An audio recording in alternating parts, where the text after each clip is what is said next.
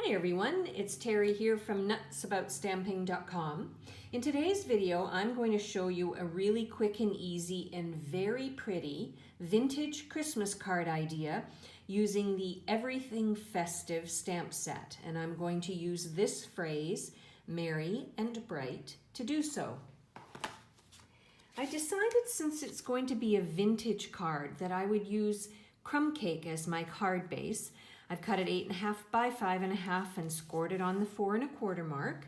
And my card is going to be a vertical layout. And to that, I'm going to add a layer of crushed curry cardstock.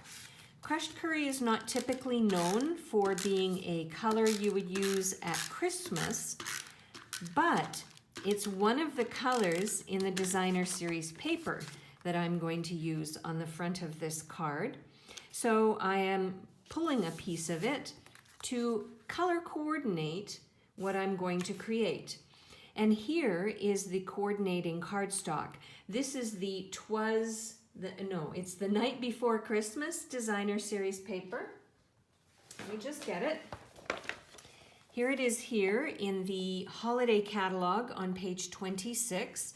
And I love the designs in this paper. I think mainly because they are really vintagey.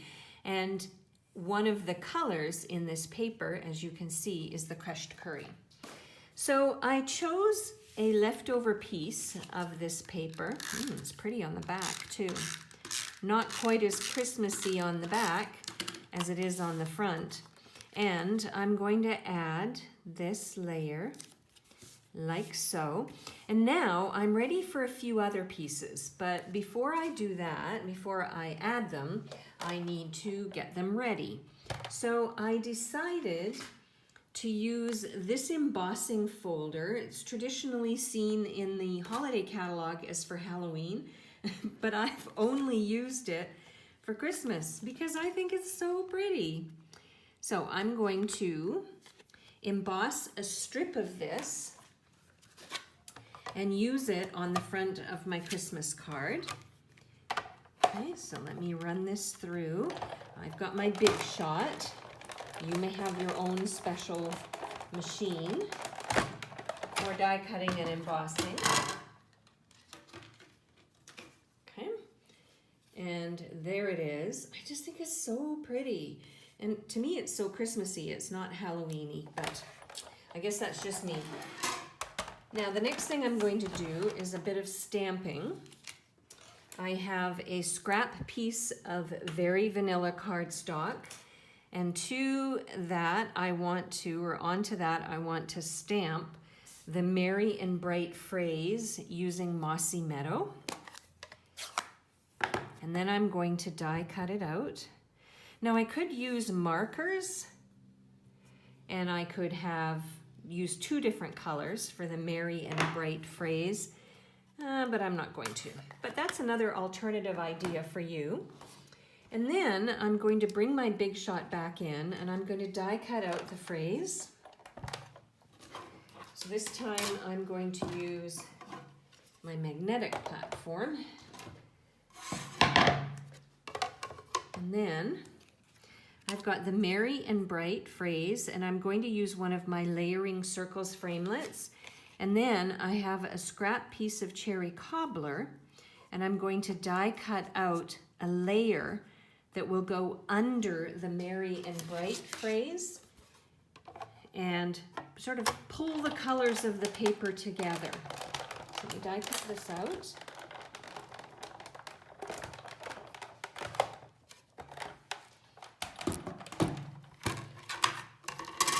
Okay, so there's the merry and bright and the layer.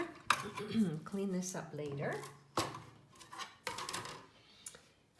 And I could actually use Stampin' Dimensionals and pop up the phrase on top of the layer, but I'm happy with it being flatter. Okay, and let me bring in. So the one thing about these embossing folders is I could use a very subtle layer for this, which would be what I consider the back side, or I can use a more dynamic outie. I call them innies and outies. I could use the outie side, which is what I want for this. I think it depends on the pattern paper you're using, whether you want your pattern paper to stick out more or if you want your embossing folder pattern or embossed image to stick out. Okay, and then let me bring in this phrase. It's coming together. And I'm going to add,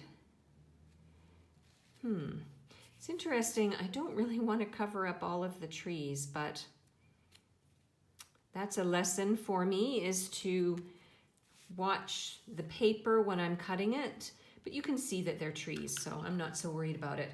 All right, so my card looks really pretty as it is and could be ready to send, but let's bring in a bow that I've created with my linen thread.